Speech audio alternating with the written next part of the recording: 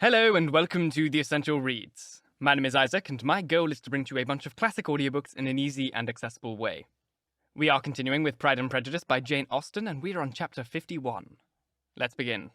Do all of the things, support the show, etc, etc. Not etc, et, it means and. Their sister's wedding day arrived, and Jane and Elizabeth felt for her probably more than she felt for herself. The carriage was sent to meet them and they were to return in it by dinner time.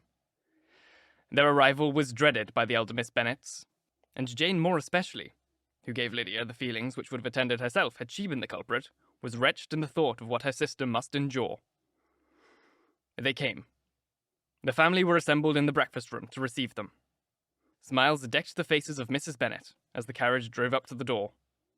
Her husband looked impenetrably grave.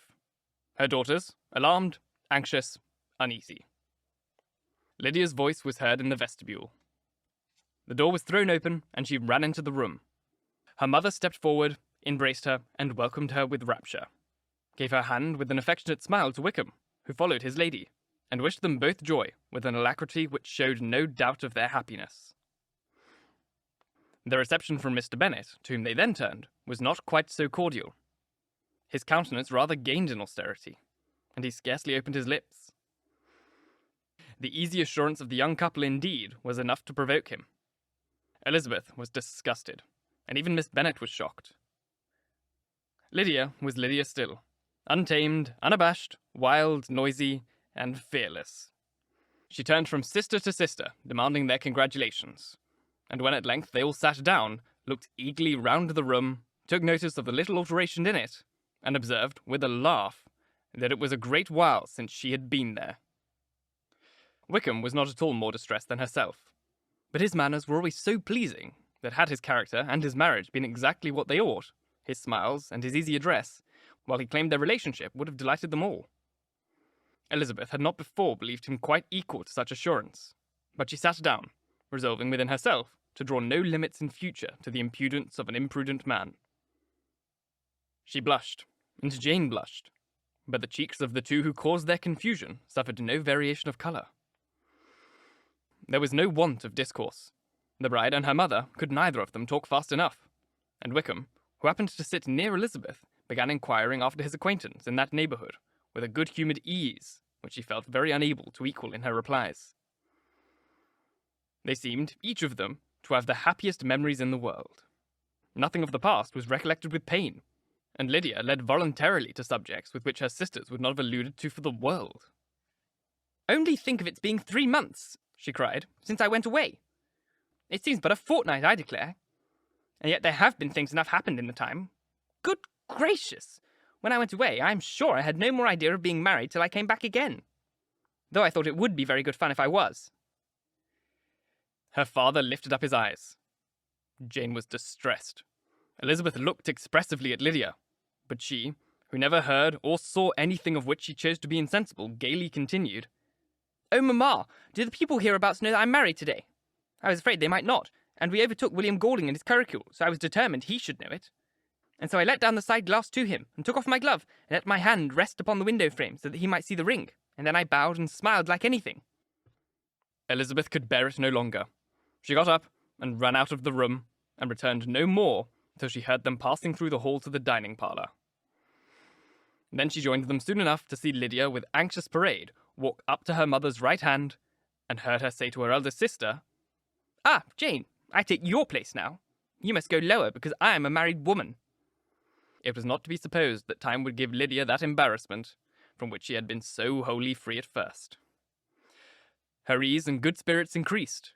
She longed to see Mrs. Phillips, the Lucases, and all their other neighbours, and to hear herself called Mrs. Wickham by each of them. And in the meantime, she went after dinner to show her ring and boast of her being married to Mrs. Hill and the 2 housemaids. "Well, Mamma," said she, when they were all returned to the breakfast room, "and what do you think of my husband? Is he not a charming man? I'm sure my sisters must all envy me. I only hope they may have half my good luck. They must all go to Brighton. That is the place to get husbands. What a pity it is, Mamma, we did not all go." "Very true, and if I had my will, we should. But, my dear Lydia, I don't at all like your going such a way off. Must it be so? Oh, Lord, yes. There is nothing in that. I should like it of all things. You and Papa and my sisters must come down and see us. We shall be at Newcastle all the winter, and I dare say there will be some balls, and I will take good care to get good partners for them all. I should like it beyond anything, said her mother. And then when you go away, you may leave one or two of my sisters behind you, and I dare say I shall get husbands for them before the winter is over. I thank you for your share of the favour, said Elizabeth, but I do not particularly like your way of getting husbands. The visitors were not to remain above 10 days with them. Mr. Wickham had received his commission before they left London, and he was to join his regiment at the end of a fortnight. No one but Mrs. Bennet regretted that their stay would be so short, and she made most of the time by visiting about with her daughter and having very frequent parties at home. These parties were acceptable to all. To avoid a family circle was even more desirable to such as did think than such as did not. Wickham's affection for Lydia was just what Elizabeth had expected to find it. Not equal to Lydia's for him. She had scarcely needed her present observation to be satisfied, from the reason of things, that their elopement had been brought on by the strength of her love, rather than by his, and she would have wondered why, without violently caring for her, he chose to elope with her at all, had she not felt certain that his flight was rendered necessary by distress of circumstances, and that if this was the case, he was not the young man to resist an opportunity of having a companion.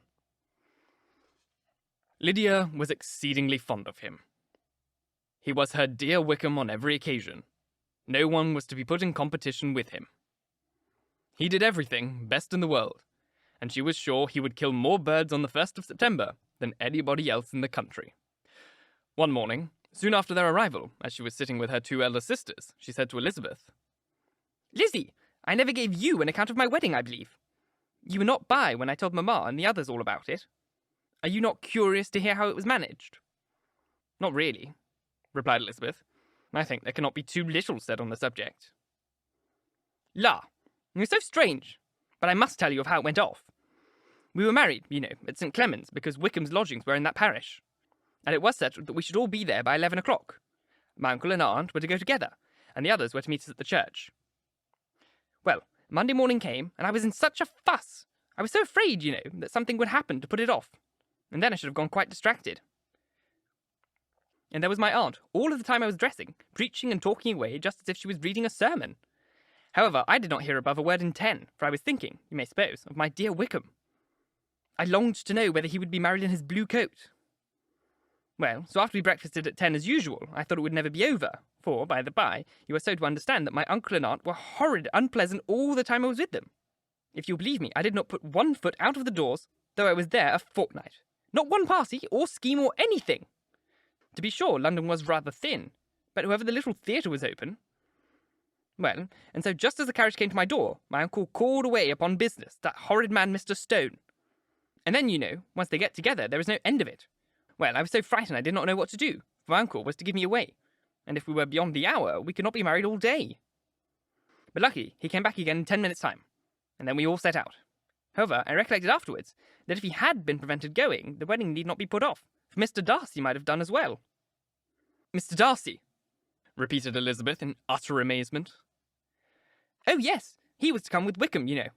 But gracious me, I quite forgot. I ought to have said a word about it. I promised them so faithfully. What will Wickham say? It was to be such a secret." "If it was to be a secret," said Jane, "say not another word on the subject. You may depend on my seeking no further." "Oh, certainly," said Elizabeth, though burning with curiosity. "We will ask you no questions." "Thank you," said Lydia, "for if you did, I should certainly tell you all, and then Wickham would be angry." On such encouragement to ask, Elizabeth was forced to put it out of her power by running away. But to live in ignorance on such a point was impossible, or at least it was impossible not to try for information. Mr. Darcy had been at her sister's wedding. It was exactly a scene, and exactly among people, where he had apparently least to do and least temptation to go. Conjectures as to the meaning of it, rapid and wild, hurried into her brain, but she was satisfied with none. Those that best pleased her, as placing his conduct in the noblest light, seemed almost improbable. She could not bear such suspense, and hastily seizing a sheet of paper, wrote a short letter to her aunt to request an explanation of what Lydia had dropped, if it were compatible with the secrecy which had been intended. "You may readily comprehend," she added, "what my curiosity must be to know how a person unconnected with any of us, and, comparatively speaking, a stranger to our family, should have been amongst you at such a time. Pray write instantly, and let me understand it, unless it is, for very cogent reasons, to remain the secrecy which Lydia seems to think necessary. And then I must endeavour to be satisfied with ignorance." "Not that I shall, though," she added to herself as she finished the letter. "And, my dear aunt, if you do not tell me in an honourable manner, I shall certainly be reduced to tricks and stratagems to find out." Jane's delicate sense of honour would not allow her to speak to Elizabeth privately of what Lydia had let fall. Elizabeth was glad of it. Till it appeared whether her inquiries would receive any satisfaction, she had rather be without a confidant. Thank you so very much for listening. If you enjoyed, please like, comment, share, all that jazz, and if you really enjoyed, do subscribe, because there is more to come. Find out what happens in the letter in the next chapter, which is very exciting. I love this book so much. I hope you're enjoying it as much as me. If you're listening on podcast, please leave a review, as it helps get this in front of as many people as possible, and that's great, and reading your reviews really makes my day.